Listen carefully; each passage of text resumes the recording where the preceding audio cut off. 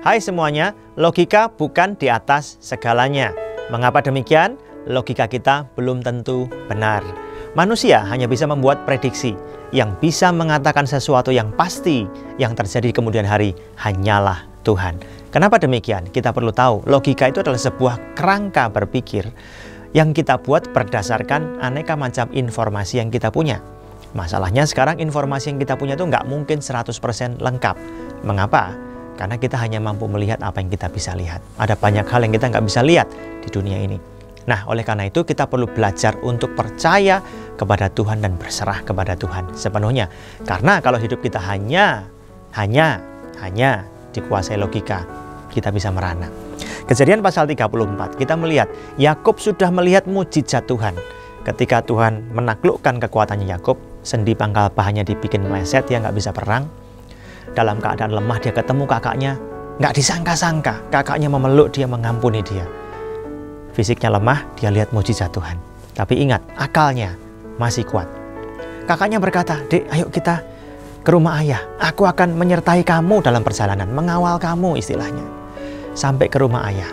Akalnya Yakub berkata apa? Yakin nih, jangan-jangan di tengah jalan nanti kalau kakakku berubah pikiran bagaimana, kan bahaya.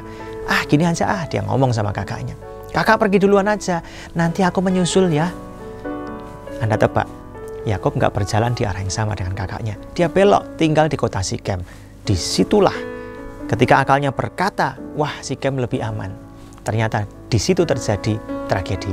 Anak perempuannya yang bernama Dina dinodai oleh seorang pria bernama Sikem, anak dari petinggi kota Sikem itu. Lalu apa yang terjadi? Simeon dan Lewi nggak terima melihat saudari mereka dinodai. Mereka bunuh seluruh penduduk kota Sikem yang laki-laki dengan pedang, dengan tipu muslihat. Itu menyebabkan Yakub dan keluarganya ada dalam masalah yang sangat besar.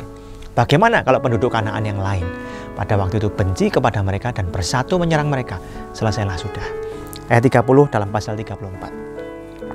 Yakub berkata kepada Simeon dan Lewi, "Kamu telah mencelakakan aku dengan membusukkan namaku kepada penduduk negeri ini, kepada orang Kanaan dan orang Feris. Padahal kita ini hanya sedikit jumlahnya. Apabila mereka bersekutu melawan kita, tentulah mereka akan memukul kita kalah dan kita akan dipunahkan, aku beserta seisi rumahku." Saudara sekalian, kita dikaruniai Tuhan dengan logika, kemampuan berpikir, akal untuk mempercayai Tuhan, bukan untuk membuang Tuhan dari kehidupan kita. Oleh karena itu, saudara sekalian, ketika kita dikaruniai Tuhan akal, jangan lupa, akal kita terbatas, akal kita nggak sempurna. Kita perlu terus melibatkan Tuhan dalam keputusan-keputusan yang kita buat dengan cara, 1, berdoa, minta pimpinan Tuhan.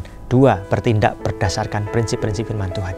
3, melakukan bagian kita, memikirkan segala sesuatunya, memakai logika kita untuk betul-betul mengambil keputusan yang tepat. Yang keempat, berserah kepada Tuhan.